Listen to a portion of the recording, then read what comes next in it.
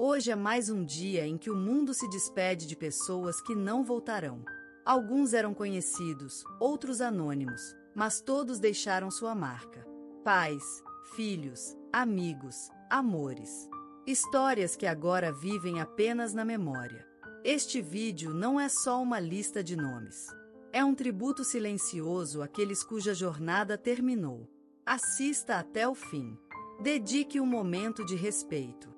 Inscreva-se no canal, para que a memória deles nunca se apague. E agora, começamos! Em uma tarde lenta de maio, o Brasil se despediu de uma das figuras mais discretas e, ao mesmo tempo, mais influentes da sua ciência popular, João Miguel Ferraz, físico teórico, educador comunitário, inventor e defensor incansável da democratização do conhecimento. Nascido em Vitória, no Espírito Santo, João cresceu entre livros herdados de seu avô e as marés fortes do Atlântico. Filho de uma costureira e de um eletricista naval, foi criado em uma casa pequena, mas cheia de curiosidade. Aos 11 anos, construiu sozinho uma réplica funcional de um rádio-em, usando peças de sucata e instruções de um almanaque velho. Durante a adolescência, enfrentou o racismo estrutural, a pobreza e a violência de um bairro esquecido pelo poder público. Ainda assim, venceu as barreiras e ingressou, com uma bolsa integral, na Universidade Federal do Espírito Santo, onde se formou em física. Seu mestrado, no Rio de Janeiro, lhe rendeu o primeiro reconhecimento nacional, ao desenvolver um modelo simplificado de simulação eletromagnética para escolas públicas sem laboratórios.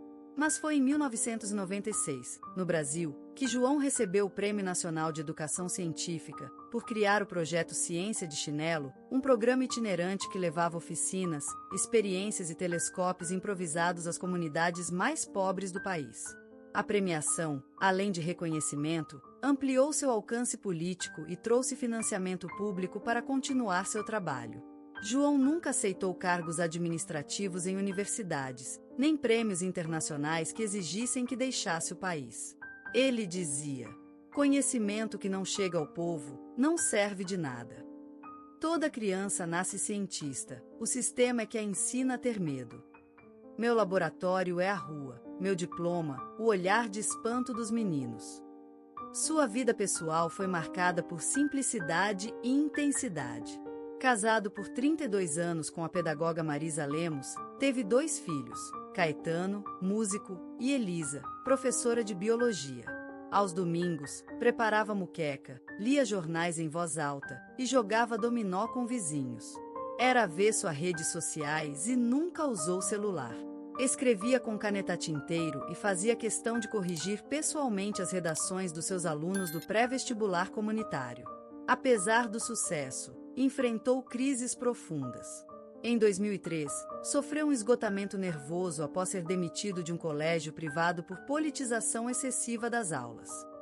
Recolheu-se por 2 anos e voltou, mais combativo, criando um canal no rádio comunitário da cidade onde comentava, com humor ácido, as últimas descobertas da ciência. Sua última palestra, já com a saúde debilitada por um câncer pulmonar, foi em uma escola rural de Rondônia, onde falou para 30 estudantes sob um pé de manga. Ali, de forma emocionada, declarou: se ao menos um de vocês acreditar que pode mudar o mundo com uma ideia, minha vida fez sentido. João faleceu dormindo, em sua casa, cercado por anotações, plantas de protótipos e cartas de ex-alunos. Pediu que não houvesse velório, apenas que enterrassem seu corpo sob um cajueiro e gravassem seu nome em um pedaço de madeira simples. Cumpriram seu desejo. Hoje, suas ideias ainda circulam em salas de aula improvisadas, em fanzines, em podcasts gravados com microfones caseiros. Ele inspirou uma geração de educadores e inventores que continuam, à sua maneira, misturando ciência e poesia, giz e resistência. João Miguel Ferraz deixou não apenas lembranças, mas uma era inteira encarnada em seus escritos, ideias e alunos. Em meio ao calor abafado de São Luís do Maranhão, nasceu a menina Clara Menezes. Cresceu entre paredes simples, feitas de barro e esperança, cercada por histórias contadas à luz de lamparinas e cantigas de sua avó. Desde pequena, Clara demonstrava uma sensibilidade incomum, escutava os sons do mundo como se fossem partituras invisíveis. Aos 7 anos, compôs sua primeira melodia usando apenas uma flauta de plástico e as lágrimas de sua mãe, que chorava pela ausência do pai, desaparecido no sertão. Na adolescência, Clara enfrentou o preconceito de uma sociedade que não via música como caminho para mulheres de origem humilde. Mas ela insistiu, estudando sozinha, vendendo empadas nas ruas para pagar as aulas de violino em uma escola pública de artes. Aos 23 anos, venceu seu primeiro festival de música regional, com a canção Coração de Areia, que falava sobre memória, perda e fé. Nos anos seguintes, Clara se tornou referência no cenário musical nordestino. Misturava sons indígenas, afro-brasileiros e barrocos em composições que desafiavam a indústria fonográfica. Em 2004, Brasil recebeu o Prêmio da Música Brasileira na categoria Melhor Compositora, pelo disco Terra de Dentro. Apesar do sucesso, recusava contratos com grandes gravadoras, optando por lançar seus trabalhos de forma independente. Com isso, manteve viva sua autenticidade e deu voz a artistas marginalizados. Em 2011, fundou o projeto Som que Abraça, que ensinava música a crianças em comunidades ribeirinhas. Lá, dizia sempre: onde o som chega, a dor se ajeita. Clara viveu uma vida de dualidades. Nos palcos, irradiava a luz. Em casa, preferia o silêncio. Ouvia o vento entre folhas como quem lê poesia. Manteve um casamento longo com o escultor Júlio Azevedo, com quem teve 2 filhas. Separaram-se depois de 22 anos, mas Clara dizia: o amor, às vezes, se transforma em lembrança, e ainda assim, permanece. Teve crises de ansiedade, abandonou turnês no meio do caminho, brigou com produtores, calou-se por meses. Mas sempre voltava, com mais força, mais música, mais verdade. Suas letras tocavam assuntos como depressão, racismo, maternidade e pertencimento. Nos últimos anos, já com 71, gravou um disco inteiramente a capela, intitulado Voz da Terra, que lhe rendeu o título de doutor honoris causa pela Universidade Federal do Maranhão, em 2022. Sua última aparição pública foi em uma roda de tambor de crioula, onde dançou e cantou ao lado de netos e alunas. Disse, sorrindo: a arte não me salvou, mas me acompanhou até aqui. Clara Menezes faleceu pacificamente, cercada de música e silêncio, na mesma rua onde nasceu. As janelas da cidade se encheram de velas, e rádios comunitárias tocaram suas canções por 3 dias seguidos. Clara Menezes deixou não apenas lembranças, mas uma era inteira encarnada em seus escritos, ideias e alunos. Hoje, quando se fala em Cauã Raymond, o nome carrega mais do que beleza ou fama. Ele é símbolo de entrega artística, de intensidade nos olhos, de um corpo que fala tanto quanto a voz. É o rosto que milhões reconhecem nas novelas, nas telas do cinema, nas campanhas publicitárias, mas também é um homem de silêncios, de disciplina, de profundidade rara. Uma presença que preenche a cena não só com talento, mas com alma. Ele é farol e sombra, concreto e sonho. Mas, como toda estrela, sua luz nasceu pequena, tímida, mas viva. Cauã Raymond Marques nasceu no dia 20 de maio de 1980, no Rio de Janeiro. E veio ao mundo entre o cheiro salgado do mar e o calor dos morros que emolduram a cidade. Seus primeiros dias foram embalados por ventos úmidos, pelas vozes doces da mãe Denise, psicóloga, e pelas mãos do pai, José Marques, um intelectual de espírito livre. Era uma casa com livros empilhados, discos de vinil e um quintal que parecia infinito aos olhos de um bebê curioso. Naquela casa modesta, mas repleta de afeto, o tempo corria devagar. O rádio tocava Caetano, Elis, Chico, e a mãe cantava baixinho para o filho dormir, enquanto os carros passavam lá fora como ondas que não chegavam. O ar tinha cheiro de café passado, de sabão de cocô, de lençol limpo. E no berço, um ursinho de pelúcia desgastado vigiava os sonhos do pequeno Cauã, cujo nome, indígena, já trazia presságios de força e natureza. Ele não se lembrava da primeira vez que sentiu medo da escuridão, mas recordava das sombras no teto, figuras que se moviam com a luz do abajur, como se dançassem só para ele. Nessas noites, a voz da mãe era o único som que acalmava, e o toque da sua mão, a âncora que o prendia à terra firme do afeto. As lembranças da infância não vinham em linha reta, eram flashes, como cenas de um filme antigo. O gosto do sorvete de abacate feito em casa. A textura do tapete onde ele deitava para olhar o teto. O som do violão do vizinho atravessando a parede. As conversas dos adultos na sala, sobre política, arte, angústias que ele não compreendia, mas absorvia como música. E foi assim que nasceu o primeiro traço de sua sensibilidade. Cauã era mais silêncio do que barulho, mais observador do que falante, mais mundo interno do que grito. Não era criança de muitos amigos, mas de grandes perguntas. Quando olhava no espelho, não via só o rosto, via histórias querendo ser contadas. Ainda pequeno, desenvolveu fascínio pelo corpo em movimento. Pulava, corria, subia em tudo. Sua mãe dizia que ele dançava até quando tropeçava.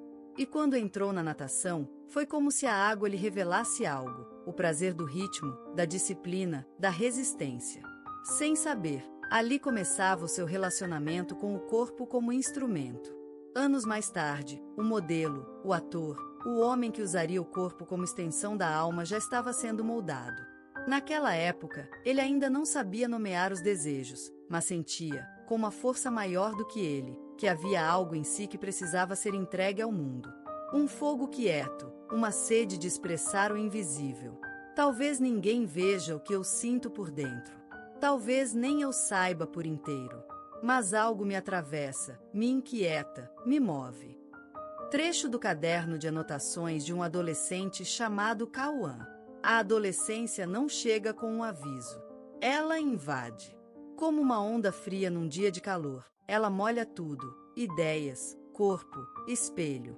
E foi assim com Cauã Raymond, o menino que nadava entre livros e silêncios e que, de repente, se viu nadando dentro de si mesmo. O colégio foi um universo duro. As carteiras riscadas, o cheiro metálico do giz, o som estridente da sirene, tudo ali parecia apertado demais para quem carregava uma alma expandida. Ele não era o mais falante, nem o mais popular. Era aquele que ficava no canto, ouvindo, observando, sonhando. E era também aquele que começava a chamar atenção por um corpo que crescia mais rápido que sua voz. Forte, esportivo, mas por dentro, ainda menino. Foram tempos de conflito. Com os outros, com o mundo e, principalmente, consigo mesmo. Era elogiado por professores de educação física, convidado para times, mas sentia que sua força morava em outro lugar. Talvez na poesia que escrevia escondido, talvez no teatro da escola onde, um dia, por timidez, recusou o papel principal, mas decorou todas as falas mesmo assim. Às vezes, sentia vergonha por não saber quem era exatamente. Tinha um rosto bonito, diziam. E isso o incomodava, porque o olhavam por fora, mas não viam as tempestades que rodopiavam por dentro. O que fazer com esse corpo que chamava atenção, se dentro dele vivia um garoto que só queria ser compreendido? Sua mãe via. Ela sempre via. E no fim de tarde, enquanto lavava a louça e ele falava sobre nada com medo de falar sobre tudo, ela disse: "Filho, o seu lugar ainda não tem nome. Você vai precisar inventá-lo." E aquelas palavras ficaram como sementes. Foi também nessa época que Cauã conheceu a dor de não caber em lugar nenhum. Teve amigos que o traíram, risadas que o cortaram, amores não correspondidos. Mas teve também momentos de beleza, como quando leu Clarice pela primeira vez e sentiu que alguém finalmente o traduzia. Ou quando, certo dia, a professora de literatura leu um texto seu para a turma e ele quis chorar, não de vergonha, mas de alívio. Alguém ouvirá sua voz. Os treinos de jiu-jitsu e os campeonatos de surf foram refúgios. Ali, o corpo cansava o pensamento, e ele conseguia, por instantes, não se perguntar tanto. Mas até ali, no sal da água ou no suor do tatame, o desejo de ser mais, não melhor, mas mais inteiro, voltava como uma maré teimosa. E então veio o palco.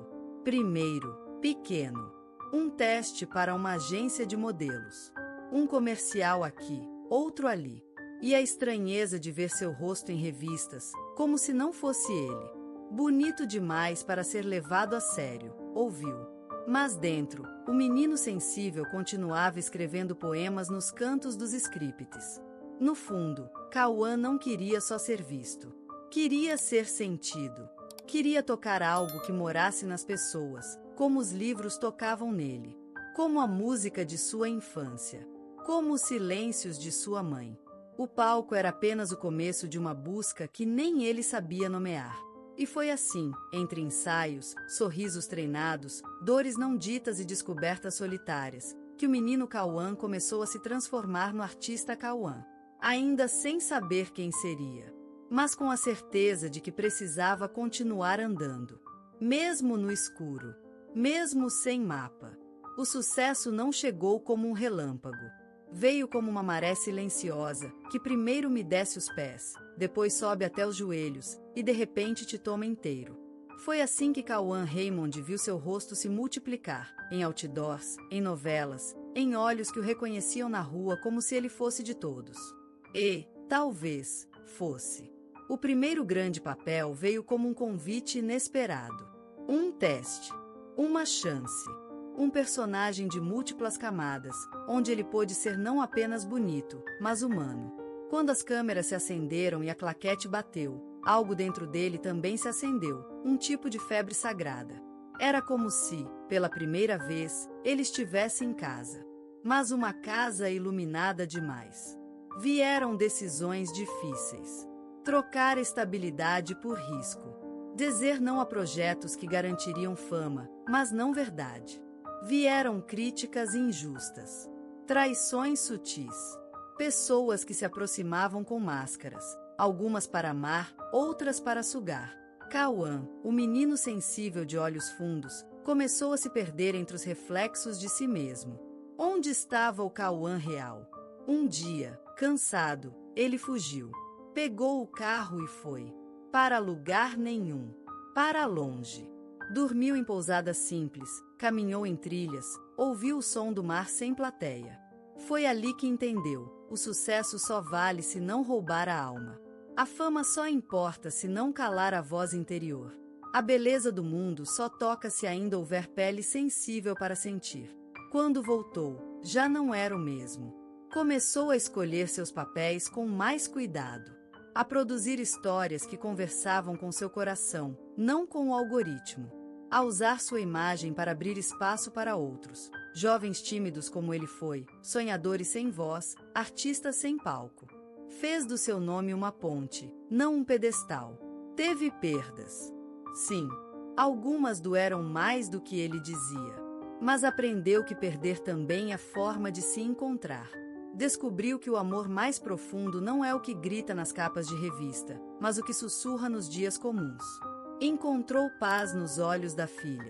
Verdade em uma respiração lenta. Coragem em dizer não. Hoje, ao caminhar em um set, Cauã carrega não apenas seu talento, mas sua travessia.